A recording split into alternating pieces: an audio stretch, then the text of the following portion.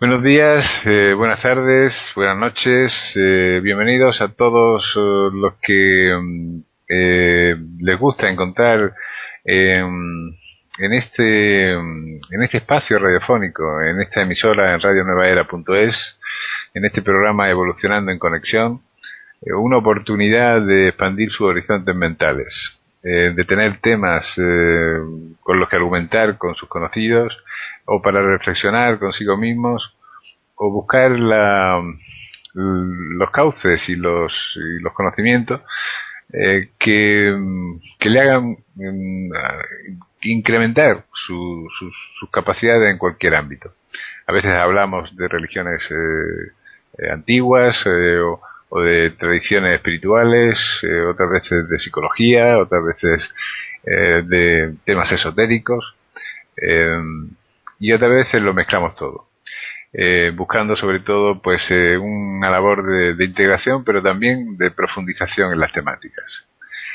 Hoy estamos en contacto con una persona de la Escuela Védica que ya vino en otro programa anterior. Ella es Encarna Gómez, perteneciente a esta Escuela Védica, como digo, y discípula del Swami Shankara-Tilakananda. Ella es psicóloga de profesión y es profesora de yoga. Namaste, buenas tardes, Encarna. Namaste, buenas tardes. Gracias por estar en nuestra compañía. Hemos quedado en hablar hoy de Hatha Yoga. Este yoga, de la psicología del Hatha Yoga. Porque el enfoque de Encarna, aunque puede ser también específico de la tradición védica,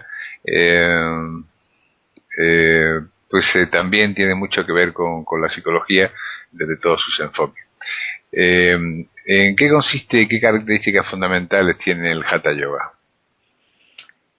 El Hatha Yoga tradicionalmente se ha entendido como el yoga físico, pero realmente esto no es correcto, no sería una definición correcta.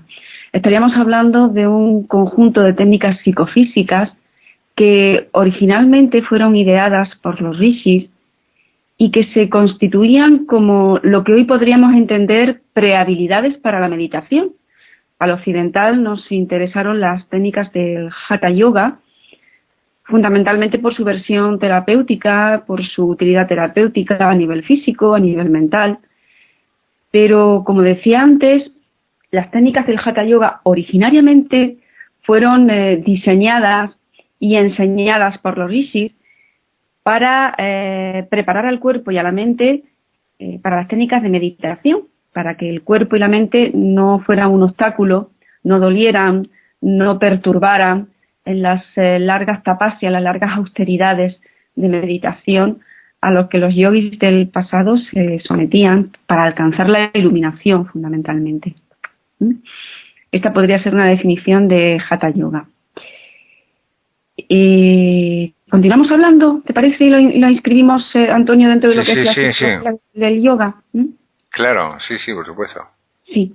En la psicología védica, donde el Hatha Yoga es una de las herramientas terapéuticas fundamentales, pues como decía, en la psicología védica, el dualismo tradicional occidental mente-cuerpo no responde a lo que sería una realidad. No sería conceptualmente correcto.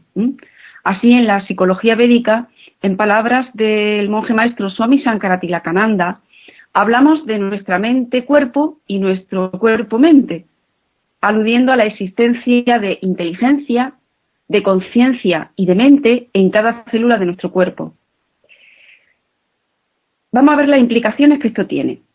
Cuando en Occidente hablamos de operaciones mentales con exclusividad a lo mental, como puede ser un pensamiento, un razonamiento, una emoción, desde la psicología védica esa, entre comillas, operación mental no es tal, sino que está involucrando el conjunto de nuestro ser, de nuestro mente-cuerpo, como decía antes, y de nuestro cuerpo-mente. Todo esto que estamos hablando, como decía al principio, están recogidas en los planteamientos y las propuestas del Hatha Yoga. Y esto cada vez está recibiendo más apoyo científico Y así hoy día nos encontramos con los estudios del neuropsicólogo Antonio Damasio y su hipótesis del marcador somático, donde se le adjudica una gran importancia al componente emocional en todo lo que son operaciones tan tradicionalmente intelectuales como es una toma de decisión, ¿no? Y pone de relieve esa sensación visceral, somática, corporal, que nos informa o que nos alerta de lo oportuno o inoportuno de una decisión. Bueno, me parece que estoy quizás quedándose demasiado teórico esto. ¿Te parece que pongamos un ejemplo, Antonio? Sí, por favor, claro. ¿O prefieres que aclaremos alguna cuestión? Pasamos al ejemplo. Un ejemplo yo creo que vendría muy bien. Bien. Esto que puede ilustrar gráficamente lo que estamos hablando, lo podría poner un ejemplo que a mí me gusta mucho y que lo dice el catedrático de la Facultad de Psicología, don Miguel Pérez, donde te explica muy bien este marcador somático que propone Antonio Damasio y que, como te decía antes, enlaza muy bien con las tesis tradicionales del Hatha Yoga. Miguel Pérez dice lo siguiente: cuando vamos a adelantar, por ejemplo, y vemos un coche que viene de frente, cuando decidimos no adelantar, no es porque estemos haciendo una elaborada toma de decisiones de pros y de contras. Voy a tener un accidente. Puedo dañar, puedo matarme o matar a alguien. Qué desastre lo que puedo hacer con el coche, etcétera, etcétera, etcétera. Todo esto es decir, que hablaríamos de una serie de cogniciones, de decisiones, ¿no? Bien, lo que está diciendo Damasio es: esto no es lo importante. Lo que me decide adelantar o no adelantar es esa sensación, por ejemplo, en el estómago, ¿no? Esa punzada que me dice, mejor no, peligro, alerta. ¿Vale? Esa sería la actuación del marcador somático. Sería esa sensación visceral, esa sensación somática corporal que realmente está recogiendo toda una compleja toma de decisiones donde no solamente está lo cognitivo, sino que también está lo emocional. Y seguiría diciendo y explicando Miguel Pérez, aludiendo a esta hipótesis del marcador somático de Damasio. Cuando no tomamos buenas decisiones, dentro de esta teoría, estaríamos hablando de que ese marcador somático no está funcionando bien. Y esto, por ejemplo, se nota muy bien en problemas de drogas o en personas que han tenido algún accidente cerebral, ¿no? Donde te está diciendo que, digamos que la parte racional está muy clara, sin embargo, a la hora de tomar la decisión, hay algo que va en contra de esa racionalidad, ¿no? Pues ese algo sería una disfunción del marcador somático. Es muy interesante todo esto que estamos hablando, todas estas implicaciones. Pues bien, desde la óptica del yoga y siguiendo con este mismo razonamiento, lo somático tiene que estar entrenado y tiene que estar bien funcionalizado. Tiene que estar respondiendo para lo que ha sido creado de alguna forma, ¿no? Para que pueda hacer su trabajo. Y es aquí cuando se revalidan las técnicas del Hatha Yoga. Veamos, por ejemplo, siguiendo con el tema de los ejemplos, ¿verdad? El maestro Iyengar, en los comentarios a sus Yoga Sutra de Patanjali, advierte, creo que es en el Pada 3, puedo plantearme lo siguiente: no voy a comer chocolate, pero basta para que una sola célula de mi cuerpo disienta de esta decisión, el éxito de mi propuesta va a quedar seriamente comprometido.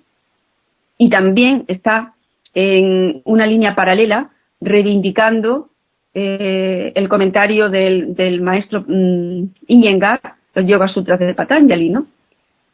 Está revalidando esta importancia de lo somático y esta importancia del cuerpo en nuestras decisiones.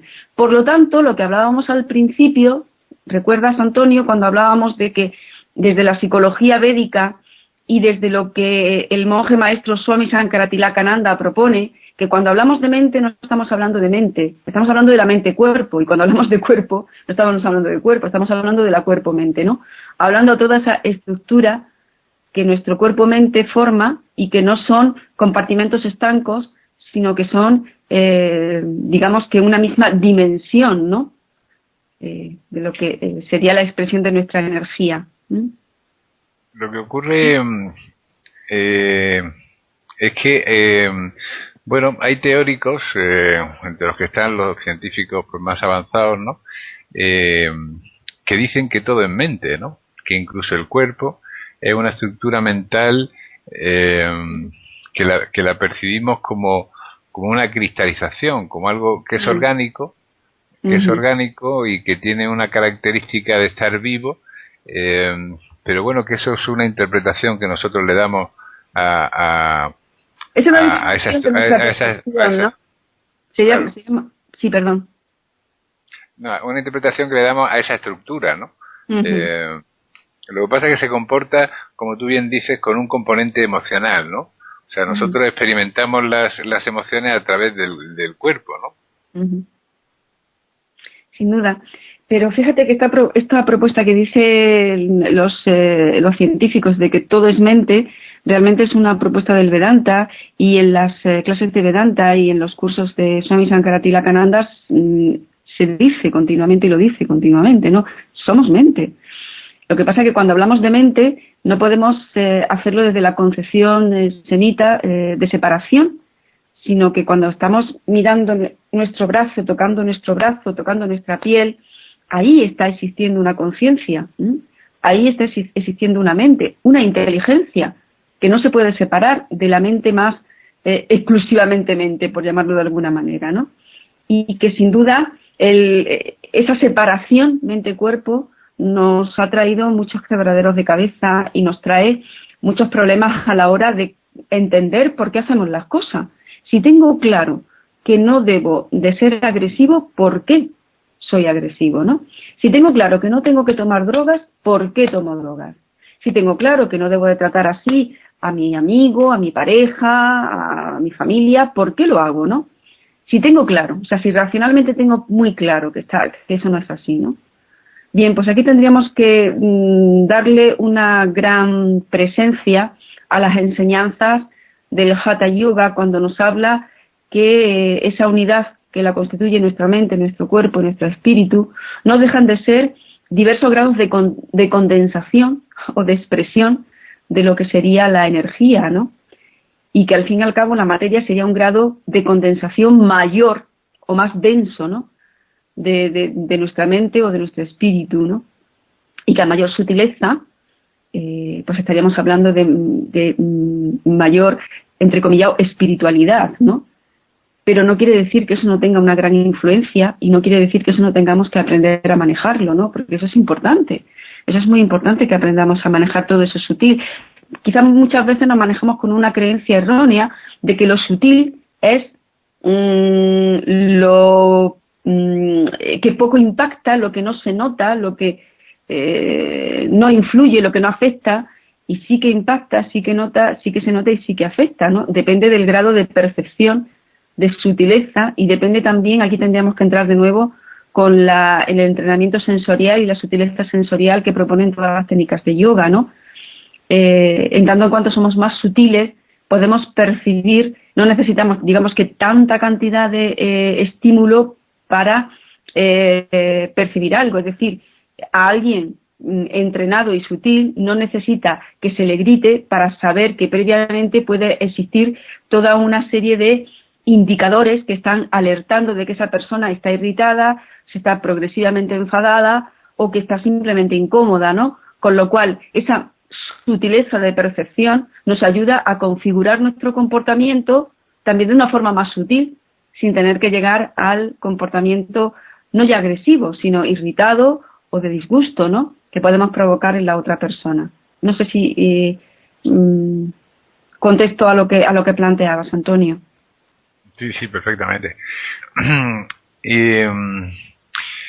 Y volviendo a la estructura a la enseñanza o a la práctica del Hatha Yoga,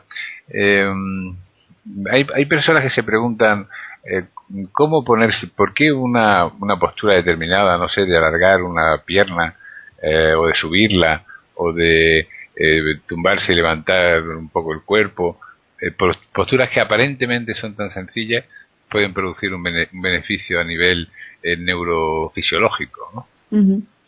Bien, pues esto también se responde pues por lo que estábamos hablando desde el principio. Ya vamos hablando desde que iniciamos la charla, la conversación, pues porque esa pierna que se alarga, ese brazo que se estira, compone nuestra mente. Y en esa pierna y en ese brazo hay mente y hay conciencia. Y todo lo que hagamos para que ese brazo funcione bien ayudará a que nuestra mente funcione bien.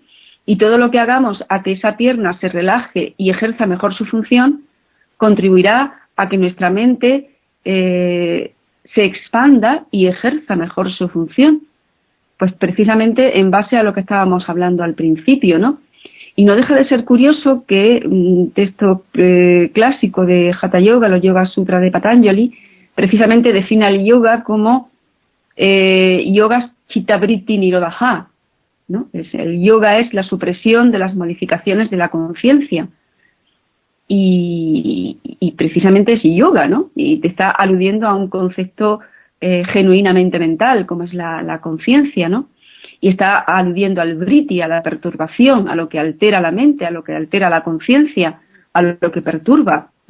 Y te está diciendo que toda esa serie regulada de estiramientos, de posiciones, de respiraciones y de concentraciones, no lo olvidemos, está ayudando precisamente a que nuestra mente se aquiete, se serene y pueda ejercer mejor su función, pueda mejor ejercer sus operaciones, ¿no?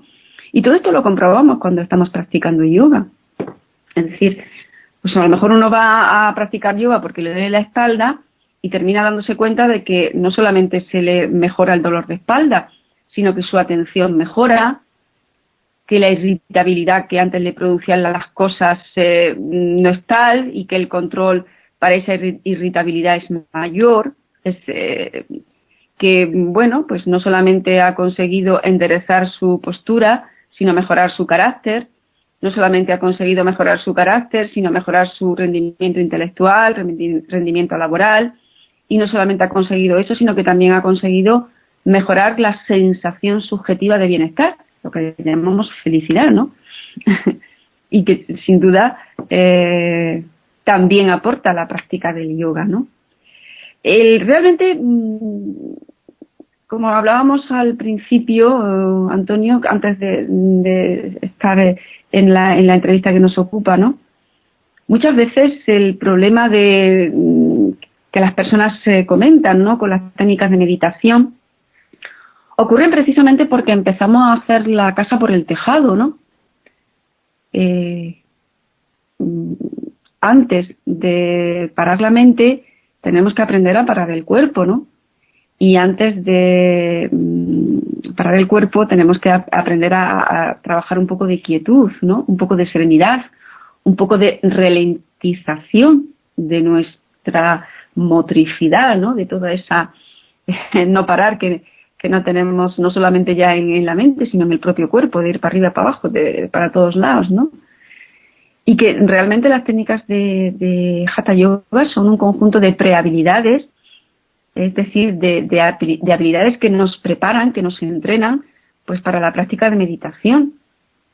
Y que si originalmente estaban así diseñadas, su sentido tendrían, ¿no? Muchas veces vemos que las personas están muy interesadas en practicar técnicas de meditación y nada interesadas en hacer técnicas de Hatha Yoga, en practicar un poquito de serenidad corporal a través del asana, de la respiración.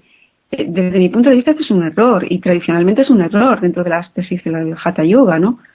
Es decir, debemos de ayudar a esa quietud de la mente a través de una quietud corporal y de una serenización corporal que inducen y que ayudan las técnicas de Hatha Yoga, ¿no? Muchas veces las personas se echan para atrás pensando que para practicar yoga tenemos que ser, yogis magníficos, después que salen en revistas, con una flexibilidad encomiable, con una elasticidad y un porte propio de atleta, ¿verdad? Pero realmente estamos trabajando yoga, técnicas de Hatha Yoga, cuando trabajamos con 3 premisas básicas: respiración, concentración y estabilidad. y cada uno trabaja hasta donde puede, ni por debajo de tu posibilidad ni por encima. Pero si hay concentración y respiración en la postura, sin duda que estamos haciendo yoga. Aunque, bueno, pues nuestro compañero esté haciendo un yoga aparentemente más atlético o más perfecto, ¿no? Pero si estamos trabajando desde nuestra posibilidad, desde nuestra honesta posibilidad, ¿verdad? Sin forzar por encima y sin holgazanear por debajo, sino en nuestra posibilidad, con respiración, con quietud en la postura, con atención. Estamos haciendo un magnífico ejercicio psicofísico, que al fin y al cabo es la definición más breve de lo que sería el Hatha Yoga. Y todo eso nos va a ayudar, sin duda, a que nuestra meditación sea más fácil de conseguir, sea más estable, y nos va a proteger del desánimo de cuando se empieza a practicar meditación y uno no siente que esté haciendo algo beneficioso, sino que puede terminar más nervioso, más ansioso de que cuando comenzó, ¿no? Bueno, pues tendríamos que ver qué está pasando ahí. Pues que posiblemente estemos haciéndolo inadecuadamente, posiblemente.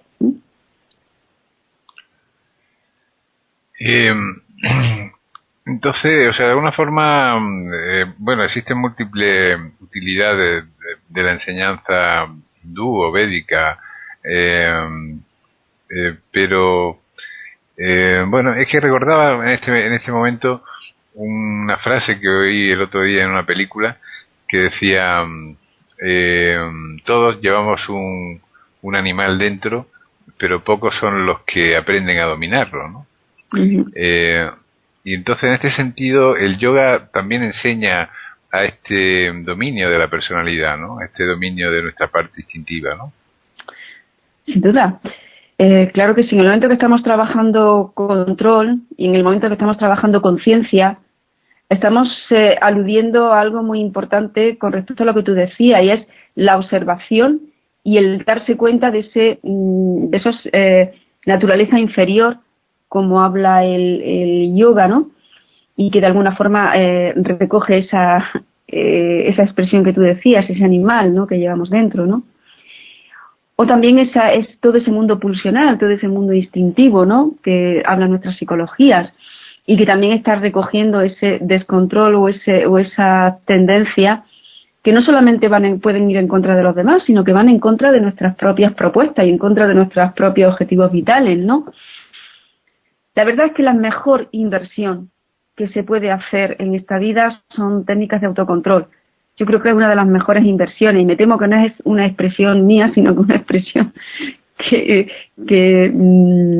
se la he escuchado a Swami Sankaratilakânanda en muchas de sus clases, ¿no? Yo creo que es una de las mejores inversiones y que coincido plenamente, porque piensa que gran parte de los dolores y de los sufrimientos que tenemos los seres humanos, que nos infligimos a nosotros y que infligimos a los demás, viene precisamente de ese descontrol.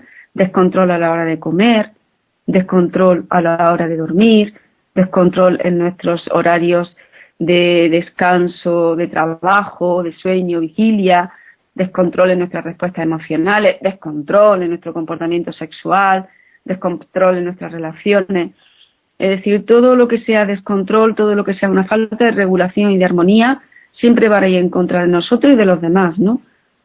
Y cuando hacemos esa separación nosotros y los demás, no dejamos de estar muy imbuidos del dualismo cartesiano, ¿no? Y del dualismo que ha configurado nuestra moral y nuestra ciencia, pero que desde la óptica de las psicologías orientales nos está diciendo que es maya, que es ilusión, ¿no?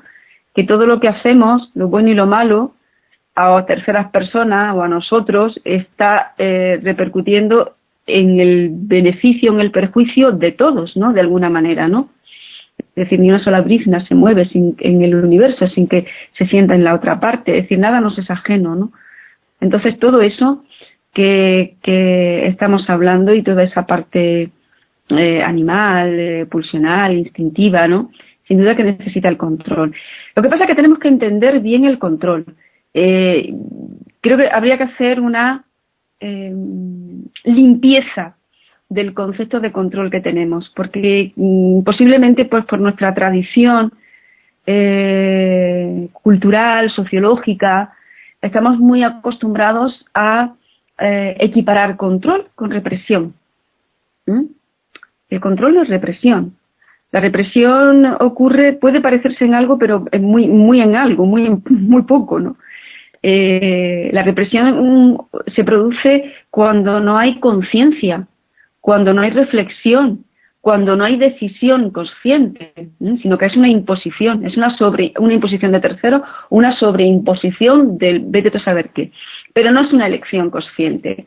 En el momento que yo me restrinjo de una comida porque sé que una reducción de, pongamos número 5 de placer, me va a ocasionar a largo plazo un 20 de beneficio y por lo tanto de mucho mayor placer y de un placer mucho más estable, ya no estamos hablando de una represión, estamos hablando de una buena gestión emocional, estamos haciendo un buen negocio, si se me permite la expresión, con nuestras emociones y con nuestra gestión vital, porque me estoy quitando de 5 para conseguir mañana 20 o pasado 50. Es decir, estamos siendo unos buenos gestores de nuestra vida, unos buenos negociadores, ¿no? Pero no estamos trabajando con lo que caracteriza el descontrol, ¿no? Que es pan para hoy y hambre para mañana, ¿no? Bien, pues eso es... a mí me parece que es importante hacer una cierta didáctica, una cierta pedagogía con el concepto de control, porque automáticamente las palabras nos condicionan, ¿no? Y nos sugieren cosas, nos sugieren emociones, nos sugieren vivencia, y en muchas ocasiones hemos vivido ese control como un despotismo, ¿no? Por parte de algunos educadores o en algún momento de nuestros progenitores, ¿no? Que, bueno, pues de forma desacertada nos han podido llevar a ese estado, ¿no? O quizás nosotros hemos vivido lo que era una restricción adecuada como una sobreimposición inadecuada, ¿no? Como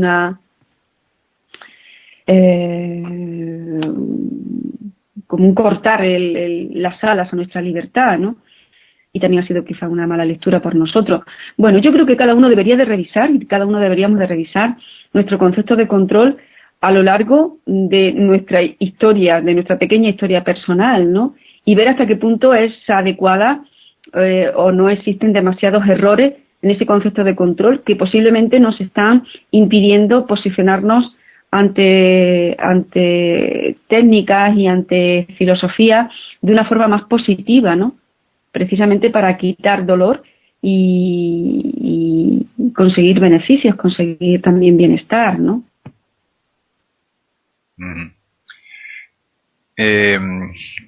Sin embargo, cuando hablamos volviendo un poco a la pregunta de antes, cuando hablamos de esta parte animal, ¿no? Que compartimos también con otros seres de este planeta, vemos que en estos animales, en nuestros compañeros en la Tierra, tienen ese llamado instinto animal, ¿no? Que se dice así con cierta como una explicación muy clara, eso es por instinto, pero nadie termina de desvelar qué es eso del instinto, ¿no? Si va impreso en los genes, si forma parte de algún tipo de conexión mental del animal, pero es raro que un animal haga cosas así como un poco absurdas, ¿no? Porque casi todo tiene una cierta coherencia, ¿no? Pero a lo que iba un poco a que nosotros estamos también dotados de esa intuición, ¿no? Que muchas veces nos señala el camino, pero que, como tú bien decías, a veces no le hacemos caso, ¿no? Bien, pero esa intuición ya no es, fíjate, tú empleas la palabra intuición cuando estamos hablando de lo pulsional o instintivo, y la intuición tiene en mi opinión, tiene una carga importante de un aprendizaje sintetizado y adquirido, y tiene una parte importante de esa parte instintiva, ¿no? De esa parte visceral, ¿no? De ese conocimiento natural de la vida y de las cosas. Pero ya no estamos hablando solamente de lo instintivo. Podemos hacer una oda a lo instintivo y a lo natural, ¿verdad? Y decir, mira los animales, como tú muy bien decías, mira los animales, pues ellos no necesitan aprender ni estudiar, están muy condicionados con sus instintos que les hacen huir cuando no pueden luchar contra un depredador, que les hace comer cuando tienen que comer, aparearse cuando tienen que reproducirse, y beber cuando tienen que beber, ¿no? Bien, vale, pero resulta que esa parte que de alguna forma también tiene el ser humano no es suficiente para nosotros. Y lo cierto es que nuestra capacidad de aprendizaje, en gran parte es debida a que no solamente somos un conjunto de pulsiones o de instintos, ¿no? Nuestra capacidad de aprendizaje y de adaptación es mayor que la de un animal. Es la realidad. Es decir, tenemos un amplio abanico de posibilidades que no tiene un animal, pues por muy natural que sea, ¿verdad? Y lógicamente esto lleva sus ventajas y sus inconvenientes, sin duda, sin duda. Un profesor mío de la facultad decía que empezamos a ser neuróticos desde el momento en que salimos de las cavernas, pero por algo nos volvimos a ellas. Y yo estoy totalmente de acuerdo, ¿no?, con esta explicación. Es decir, las ventajas que nos supone nuestra evolución superan con creces a las desventajas, ¿no? El problema es que nos hace más conscientes y por lo tanto con mayor capacidad de observación, pero también de sufrimiento. Y esto es el problema. Esto es un problema, ¿no? Esto es un problema que tenemos que resolver. Pero en ese problema que tenemos que resolver no considero que tengamos que recular a estadios anteriores, porque, bueno, está en nuestro proyecto de la evolución, ¿no?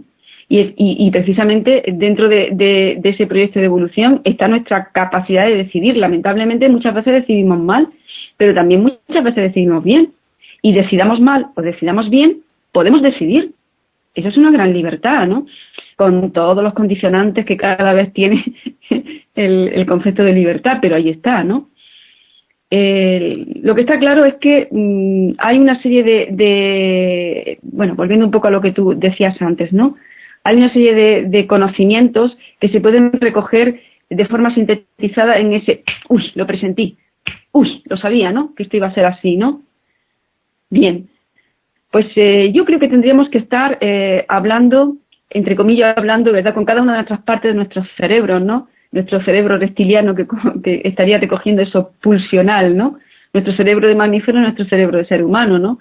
Todos esos tres cerebros están recogiendo diferentes características de nuestra humanidad y bueno, forma parte de nuestra inteligencia emocional y de nuestro programa evolutivo el a ver cómo sabemos conciliar lo mejor de cada uno y sacar el máximo partido posible, ¿no?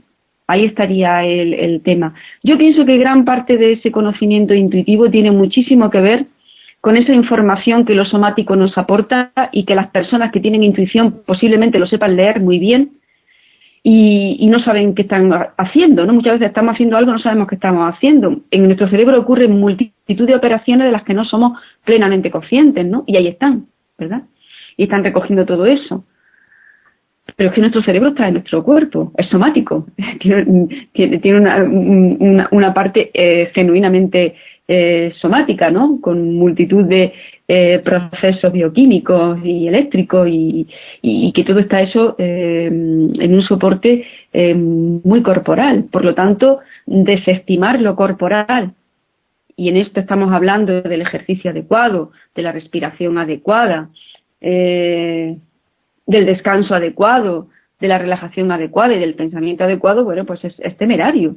Desde las propuestas de la Ayurveda, que también es otra de las ramas terapéuticas de la psicología védica, ¿verdad?